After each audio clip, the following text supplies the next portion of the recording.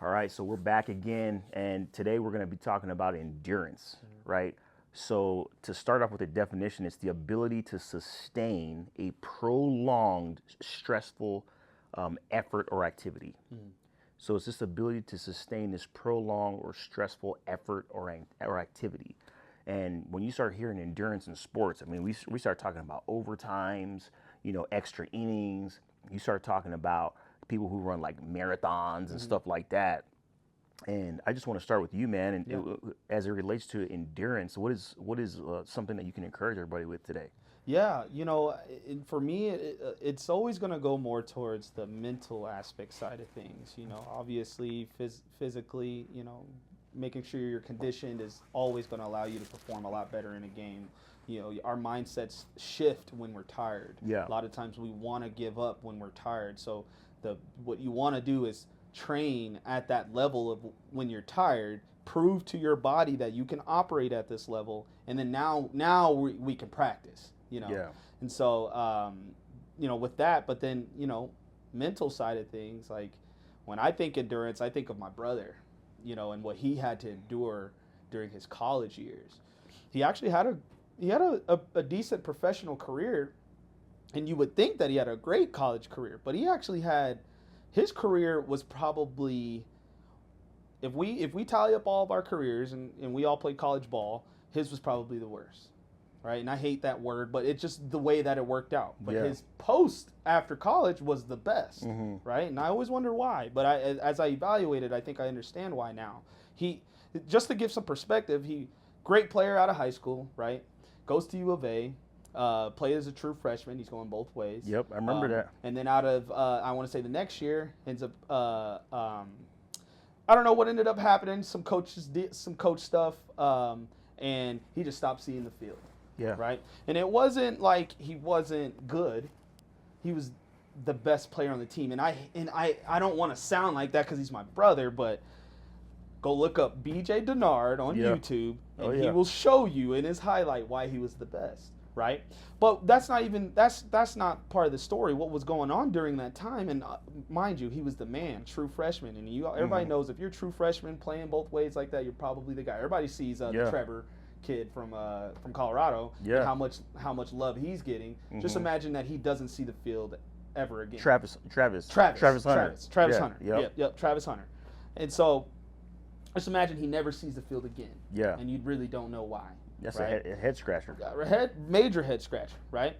And so along that way, different things like, I remember his senior year, they stopped allowing him to travel with the team. Like they started doing him. That's intentional. It's very intentional. He's Yeah. he's a scholarship kid. He's the best on the he's the best on the team, and you guys are telling him, hey, we don't even have a spot for you to come travel with us. Yeah. And so they were really coming after him, and he had to fight with like, oh, do I want to transfer?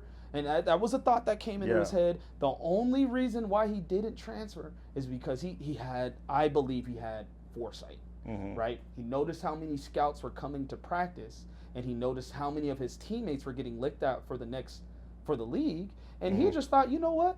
I'm gonna ball out in practice. Let these scouts see me shut down these guys they're looking at, and I'm gonna get my opportunity from there. Faith walk, right? And if you go watch his highlight, what got him to the league was his practice play, and he took advantage of the practice play.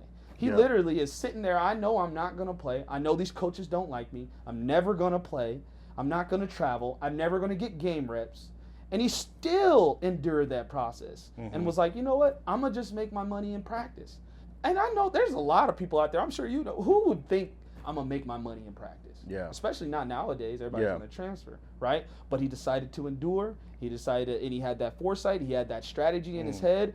And the reason why I encourage people to watch his highlight is because he actually calls out his teammates, the ones who are in the league, and he shows, hey, here are a couple plays where I locked this guy up, or I won this route. This guy was in the league. This guy is a Pro Bowler, and in the long run, he made his money professionally. And, and ended up having a career there. But I believe if he didn't stay the course and buy into his plan, this doesn't happen. Yeah. It's something, it's powerful because this is something that is it's part of the fruit of the spirit, right? When you read the Bible, long suffering, Yeah. right? This goes under that umbrella. Again, it's this ability to sustain prolonged, stressful, activity. Yeah. You have to be able to do it. And one of the things I would encourage people in today is just like your brother, sometimes endurance requires you to not, you're not allowed to do anything. You can't play in the game because coach ain't gonna let you. You can't go over here because it violates the law. Yep. You have to. People are enduring right now in prison, for crimes they didn't commit. They're enduring, right? They're going through pain in their body. You know what I'm saying? That they didn't know. That they're gonna have to go through. Right. The loss of a loved one. You know what I'm saying? Enduring this pain, enduring this stressful event for a sustained period of time. Endurance is crazy, man. And usually when you start talking about endurance, whether you're talking about a situation, or you're talking about sports, or you're talking about circumstances, endurance always requires that we outlast Yeah. something. Yeah. And a lot of people, man, in this microwave society, Yep. they don't know how to outlast Yes. something.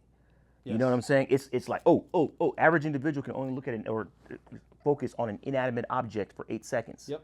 before they lose focus. It's biblical too that it's almost a requirement that we long suffer. Yeah. So we got to start, like I think I mentioned it, we got to be storm chasers. When we see that storm coming, we can't be like, and my dad says this, so we can't be like, let's run away and get away from this storm. No, Yeah. let's go meet that storm. Yeah. Because after I go through that storm, now I'm going to be primed and ready for the next one. Yeah. And it's going to get me where I need to go, where God is trying to get me. He's trying to ooze and squeeze this good juice out of me. Yeah. And use me for something else. Yeah. All right. The only way for that to happen, I have to be okay with long suffering. I have to be okay with going through the process. And just like gold goes through a very hot process, melts down to be formed into something new. Yeah. 1,947 degrees. That's how hot it has to get for that goldsmith to be able to melt that gold down to that gold piece of jewelry, whether it's a ring, a chain, a bracelet, whatever it is, and it's not comfortable. Yep. But the impurities have to be burned out. It has to go through a process. It has to endure so that it can be it can sustain. It can be sustained, and that's what God is doing with us. So I love it, man. I love it, man.